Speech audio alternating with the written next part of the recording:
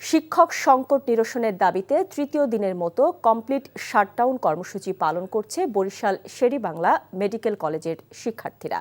দুপুরে মেডিকেল কলেজের শিক্ষার্থীরা বান্দর রোডে বিক্ষোভ ও মানববন্ধন করে। এর আগে সোমবার শাটডাউন ঘোষণার পর থেকে কলেজের প্রশাসনিক ও ছাত্র শাখার কার্যক্রম বন্ধ রয়েছে। কলেজের প্রধান দুটি গেট তালাবদ্ধ রয়েছে এবং গেট দুটিতে শাটডাউন লেখা ব্যানার সাটিয়ে দেওয়া হয়েছে। ফলে বন্ধ রয়েছে একাডেমিক কার্যক্রম।